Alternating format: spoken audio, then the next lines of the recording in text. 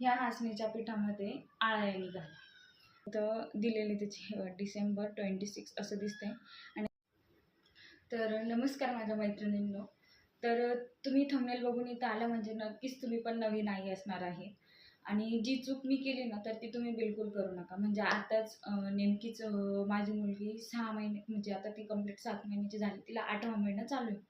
तर आपलं कसं असतं की आपल्याला घरचे सगळेच सांगतात की बाळाचं वजन वाढलं पाहिजे, बाळ गुटगुटीत असलं पाहिजे. तर आपण त्याच्यासाठी वेगवेगळे प्रयत्न करत असतो. तर तसेच मी पण प्रयत्न करत होते. तर त्यासाठी मी पहिले तिला डाळ, भात वगैरे हे तर चालूच होतं. पण मला सगळ्यांनी सांगितलं होतं की म्हणजे मला भरपूर ठिकाणाहून माहिती पडलं होतं की नाचणीचं जे पीठ असतं, तर त्याने बाळाचं वजन लवकर वाढतं. तर तसंच मी तिला नाचणीचं पीठ देत होते.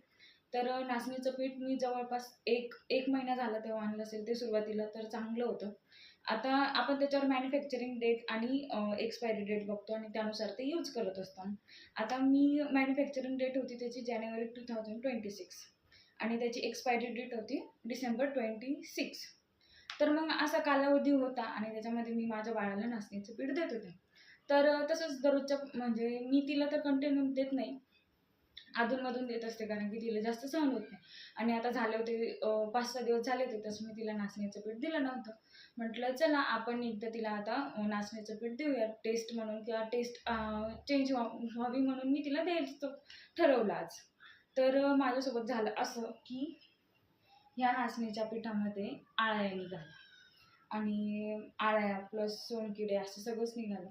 मग मी म्हटलं अशी चूक तुम्ही पण करत असणार की आपण पॅकिंगच्या भरोश्यावर जातो आणि ना म्हणजे आपलं असं असतं की हां ठीक आहे पॅकिंग आहे, एक्सपायरी डेट लांब आहे, आपण ते यूज करू शकतो. पण आहे ना तुम्ही जेव्हा पण कोणतीही वस्तू बाळासाठी यूज करत असाल ना तर पहिले चेक करा आणि मगच नंतर यूज करा. आता एवढं नशीब की मी बघितलं होतं अगोदर आणि त्यामुळे मला देता नाही आलं तिला.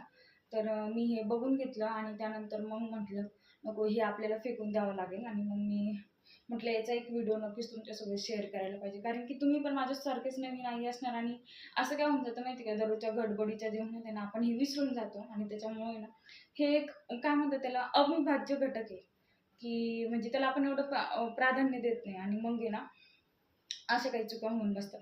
आता मी तुम्हाला आहे ना त्याच्यासोबत आहे ना त्याची एक्सपायरी डेट आणि हे पण दाखवते. तर हे बघा इथं दिलेली त्याची डिसेंबर 26 असं दिसतंय आणि मॅन्युफॅक्चरिंग डेट आहे जानेवारी 26. तर असो आजचा व्हिडिओ बनवण्याचा उद्देश हाच होता की तुम्ही पण माझ्यासारखी चूक करू नका आणि बाळाला कोणताही पदार्थ देण्या अगोदर एकदा चेक करून नक्की घ्या. म्हणजे बाळाला काही हानी होणार नाही आणि आपण सुरक्षित राहू.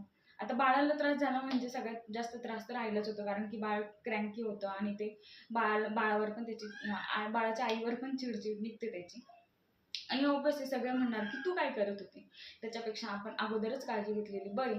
आणि असं तुम्ही चेक करत चला. जर आजचा व्हिडिओ आवडला असेल, काही म्हणजे हेल्पफुल वाटला असेल किंवा माहिती आवडली असेल तर चॅनलला नक्की सबस्क्राईब करा आणि व्हिडिओला पण लाईक करा आणि सोबतच बेल आयकॉन पण दाबा म्हणजे माझे नवीन येणारे व्हिडिओ तुमच्यापर्यंत नक्की पोहोचतील. तर चला आपण भेटूया नेक्स्ट व्हिडिओमध्ये. तोपर्यंत बाय बाय.